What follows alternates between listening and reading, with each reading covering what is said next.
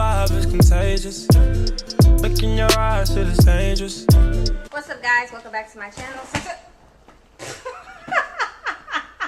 Hi, you guys. Welcome back to my channel. So today's video, as you can see, is going to be a mukbang. I'm really not trying to get on the trend. However, I thought it would be fun to eat while talking this time, because I feel like sometimes just hearing me talk over and over and over again is kind of boring. So we're going to try different this time. I went and got some food from this place called Aladdin's Mediterranean Restaurant in Houston. So if you're in Houston and you've never been, it's off Westheimer and Montrose, like in that area, and it's like really good. So I got some pita bread, which I already ate a couple on the way here, so I'm not gonna eat that right now. And I have some okra that is seasoned with like lemon pepper or something like that, some cilantro lime potatoes, some saffron rice, so yellow rice, and then I have some baked chicken here. And then I went to McDonald's and got a large sweet tea for $1, because you know your girl gotta save those coins. Today's video, I'm going to be sharing my labor and delivery story, and give you guys all the deets on what occurred in order to get baby here. So it came time for us to move the beginning of May, and so like the day before, well, the night before we actually moved, me and my husband decided to like do last minute rushing packing. And so I literally was on my feet like from 8 o'clock that evening all the way to like 2 or 3 a.m. the next morning. And the movers were supposed to be coming, I think 8:30 the next morning, because we were moving that Sunday. And so I had been on my feet the whole time. Mind y'all, I'm 8 months pregnant, and I was just going. So I only got 2 hours of sleep that night. Woke back up, was on my feet all day, helping, well, not helping move, because I couldn't lift anything, but I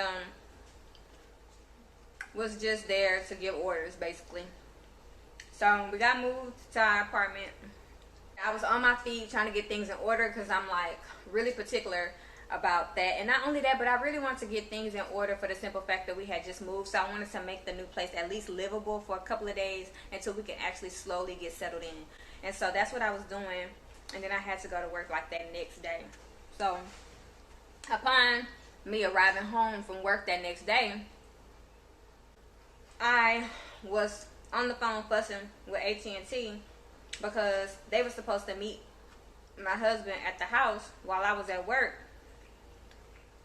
to reinstall the internet. At least that was to my understanding when I had called them a week prior to tell them that I needed my internet to be switched to my new address. They failed to do it. I was calling them, fussing at them.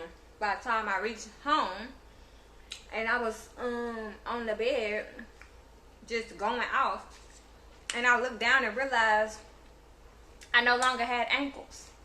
So that's when I realized, like, oh, whoa, like my feet are swollen, completely swollen. And so it wasn't really alarming, but it did catch me by surprise. Like, I did notice it and was like, whoa, like I need to calm down. Like, my blood pressure gotta be high, because I'm arguing back and forth with these people and I'm upset.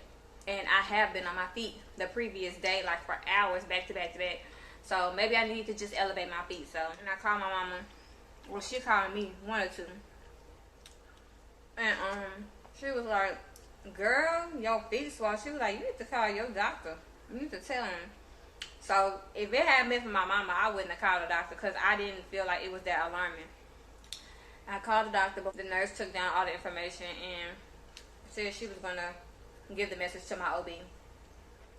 And when she did call me back like an hour later, she basically told me the OB said to stay off my feet for the remainder of the day, elevate my feet, and just like relax. And that she'll see me on Wednesday, because this was a Monday, that she'll see me on Wednesday for my appointment that I had already had. When me and my husband went in on Wednesday, when I got off the monitor, you know, you have to pee and do all that every time you go. So I did all that, was on the monitor for about a good 30-45 minutes. And then I went into the room, wait for the doctor. So the doctor came in there. She was all calm, cool, and collected. So I wasn't even like tripping about nothing. The medical assistant she took my blood pressure. It was high. It was like 140 over 80.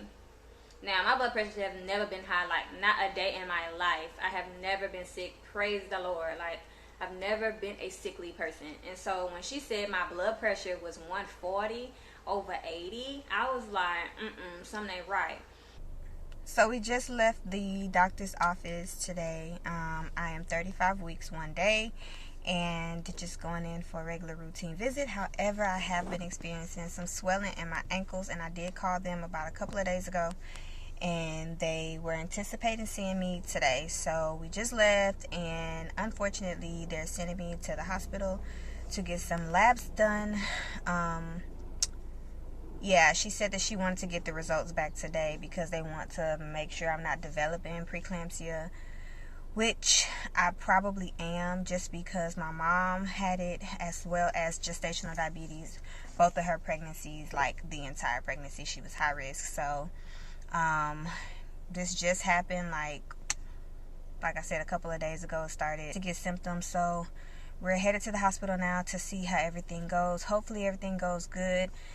They released me to go home, and I don't have to have a baby today, but we'll see. So I'll see you guys when we get there. And at this point, I was 35 weeks in 2 days. So they had already said they were going to induce me at 37 weeks. So we had already scheduled the particular day that I was going to come in, or night rather, that I was going to come in, so that they can start the induction and everything. When she told me to go to the hospital, we did. And I actually have some footage from that time, and I'm going to put it in right now. How are you feeling, babe? Are you scared? Get that camera off of me. That's how I'm feeling.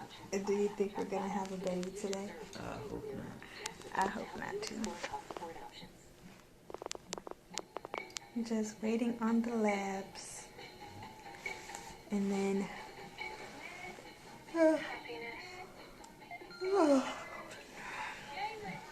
they're going to tell us whether or not we're going to be able to go home. It is now 12:40. I have an appointment with the fetal medicine doctor at 2 o'clock. So hopefully we're out of here by then, so we can just walk across the way to his office. And I can take my exam tonight. I forgot about that. If I'm not able to freaking take my exam tonight, do you not know that this professor tells me that I can make it up. She says, no problem, you can make it up, but it's going to have to be an essay form. Yeah, not going to happen. I would rather multiple choice test, so let's cross our fingers that we get out of here. Blood pressure is 139 over 100. The doctor's office, I believe it was 140 over 80. And then when she took it the second time, it was 140 over 88. So, yeah, it doesn't look like it's changing very much. I've never had swollen ankles before. Oh, my arms. I've never had any type of edema. And the crazy part is, okay, so y'all know that I'm a nursing student, right? If you didn't know, now you know. And so when we do our assessments in class or whatnot, we assess for edema in lower and upper extremities. And so I found myself kind of chuckling because I was able to use the assessment skills that I've learned to check the edema in my legs, or my ankles rather. And my freaking ankles was so swole that it was actually pitting. Like, if I had to document like myself, I would say that my ankles had edema and it was pitting +1. Like, it wasn't that bad, but it was still pitting. But that's how bad it was. Now it's not so much, it's not pitting at all now, it's just swollen. But yeah, I don't know. I feel very positive about the situation. I feel like we're going to be able to go home. I'm going to get through this exam tonight. I'm going to get through both of my final exams next week, and we're going to be induced as planned on the night of the 23rd, which is in 2 weeks. Hopefully. But anyway, I'll check back with you guys when we find out. After this, we waited to see what they were going to do and how my blood pressures were going to be. And they ended up saying, well, we want to continue to evaluate you, so we're going to keep you here for observation overnight. So I was not able to go for my test, and I even put on my sweet little face and asked the doctor, like, hey, like, do you mind if I, like, just go take my test real quick and come back? Like, I will come back. I just really, really need to go take this exam. Like, this is the last one. And she was like, good try, but no. So I ended up getting admitted, got into the room, basically took my maternity photo in the room because I hadn't even taken my maternity photos or nothing. I put it off too long. My mama kept telling me, go ahead, take your, maternity photos, do this, do that. I waited too late, so I ended up taking my maternity photo in the hospital. This is the only one that I had. I didn't even take a lot of pictures while I was pregnant anyway, so I don't have many photos of my belly while I was pregnant. The doctor came in when I was admitted for no more than 2 hours and was like, you having this baby, like, tonight. We need to have a cesarean. And I was just like, nah, I'll let y'all induce me, but I'm not going to let y'all cut me. And so she was just like, okay, I will work with you. She was like, we'll induce you, and we'll try to induce you tonight so you can go ahead and have the baby tomorrow. But I really think that a cesarean would be a great option because your numbers, like your labs, are not looking good.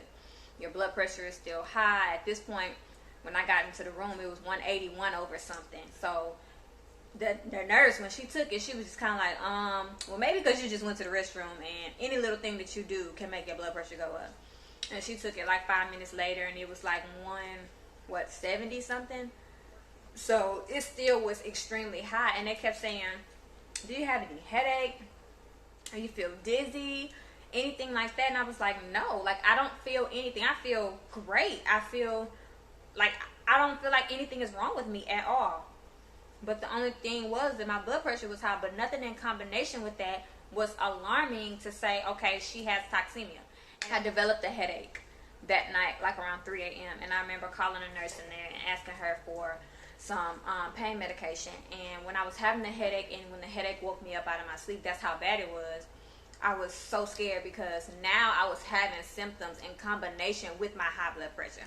So that morning, like around 6, 7 in the morning, they moved us to the labor and delivery unit, which, when the doctor did tell me that she was going to go ahead and induce me and I was going to have the baby the next day, she came back in and told me that they couldn't start the induction medicine in the antepartum floor. They had to do it in the labor and delivery floor, and because they were so busy and they didn't have any rooms, we had to wait till a room came available. So when the room came available that next morning around 6, 7 o'clock a.m., they moved us to L&D. We got in the room. They were finna start the induction, and then my OB came in on her off day, to my understanding. Okay, she was supposed to be off. She came in the room, and so I'm looking like, what are you doing here? They told me you were off. And she was just like, Katrina, like, we need to take this baby now. Like, your labs are looking really, really bad. Basically saying like it's really bad. Like, you're not gonna make it. The baby's not gonna make it. So we need to do this now.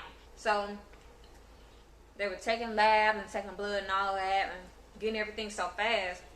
They had put me in a wheelchair, and I had to put my cap on and everything, and they rolled me into the OR. I went in, they gave me the epidural. I was crying the entire time. I was in there by myself. My husband wasn't allowed to come in until like right before they started the surgery, and he sat there and he held my hand the entire time, and I was awake, and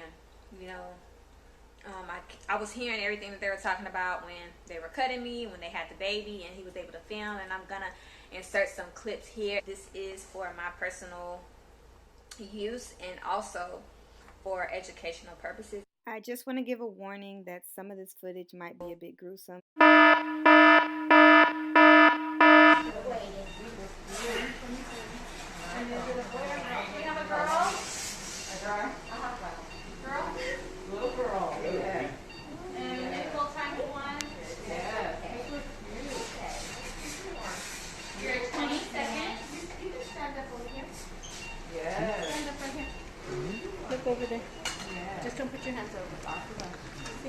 Mm-hmm. All the days of your life.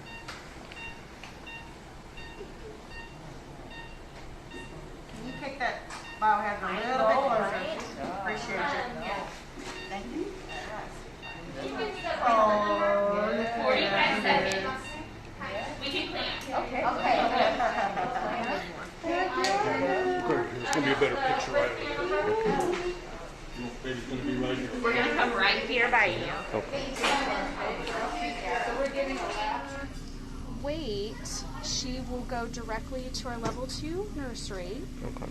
And she will spend 6 hours in the transition area before she goes out to her bed spot. Okay, and there they'll watch her for any changes, her respiratory rate, make sure she doesn't need additional support. Sometimes that can happen. Those first 6 hours. Before we whisper it, just in case she's ours. She may not be, and it may be useless, but you'll... How many weeks did they tell you? 35 or 2? Uh-huh. Yes, that's right. One more thing that I forgot to do. Oh, you're good. I'm gonna put your card. Can you get the lights really quick? I'm just gonna do eye check. She'll open them on her own. She's been opening them up. Surprised she's been opening them up so much. Put those hands down, buddy.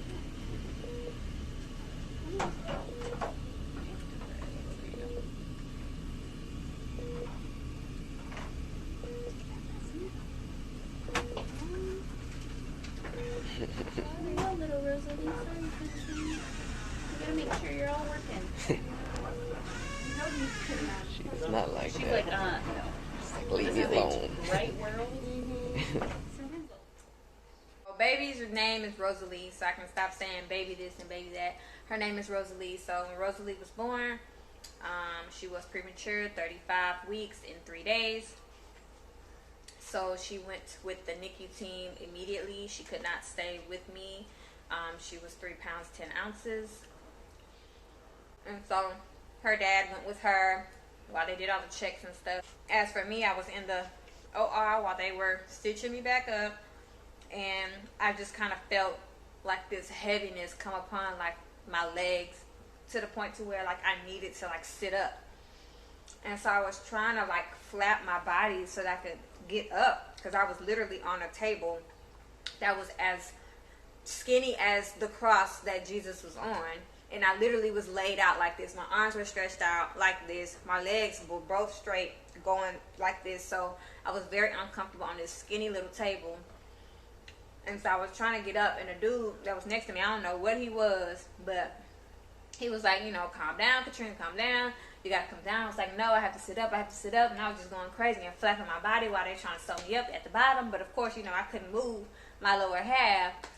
So before I know it, he reached over and pressed something, and I was out like a rock. I did not wake up until that next, like, early that next morning, like around probably like 2 or 3 in the morning, when I seen and felt the nurse, like, asking me questions and cleaning me and stuff like that. And I did not get to see my child until that next day. All right. So sweet. Hey. Oh, she look like you, Janelle. Sure. She Do do. you know which bed spot they want? I'm just heating up my Look how cute. Girl, you look like your daddy.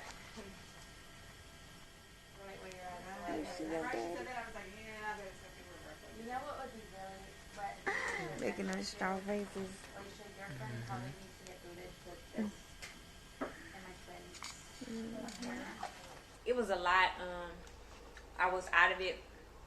I don't remember anything that happened in between. My baby was in a NICU from the time she was born up until 2 weeks after she was born, which is when she came home. And me and my husband were visiting the NICU every day to see her. My hospital stay was pretty good. I was able to get up and walk that very next day, slowly, but I made myself get up and do it. I was in pain, but I didn't want to take any additional medication. I was still on the epidural until my platelet levels came back up, because that was another thing the doctor had informed me, that my platelet levels went so low. I don't know the normal range of platelet levels, but I think it's like over 100,000 and something.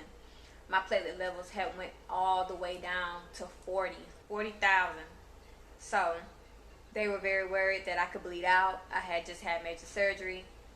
It was just a lot going on with me and my liver enzymes. My platelets went down, so my liver enzymes went up. And so that was just making my body all kind of out of whack, and it was due to the toxemia. And I do want to mention that because they already knew I was going to have Rosalie, they gave me a butt shot. And that thing hurt so bad. Like, that was like a steroid to mature her lungs faster just in case she was going to have to come. And they was actually supposed to give me 2, but we didn't make it to the second one. Because we were delivering. But anywho, she was doing great. She thrived the whole time. She was eating well. The only reason she was in the NICU was because she needed to be a certain amount of weight before she left the hospital. And I was so blessed and so thankful for that. The day that I got out the hospital, my teacher said I could come and make up the exam that I had missed that previous week. But I couldn't make it because I had got out the hospital like around 6:30 that evening or so. So that next day is when I had my final exam scheduled. So what I ended up doing was I ended up going that next day that I got out the hospital to school to take my final exam. And then my other final was that very next day, so back to back. So I know it's like kind of a lot, but I ended up just having to do it because it was either me take the exams or they give me basically like a incomplete. And I was going to have to take the classes all over again, pay all over again. And I was like, no, like, I will make it to school. I will have somebody drive me there. I will have somebody escort me into the testing center. I have to do whatever I have to do. I had to get a clearance from my doctor before I was able to do that because the school was, I guess, worried about liability. But I did that and was able to make it to school both days to take all 3 of my exams. I went through a lot with this pregnancy, a lot with this labor and delivery. But I made it through. I healed good. I'm doing fine. Rosalie is doing absolutely great. She's gained so much weight now, and she will be 3 months in next week, actually. So, and that's about it. Well, I just want to thank you guys so much for watching this video. I know it was long. I tried to make it as short as possible, but there were a lot of details that need to be mentioned for my own documentation as well as to share with you guys. So please give this video a thumbs up and subscribe to the channel if you would like to see more. And until next time, guys, bye.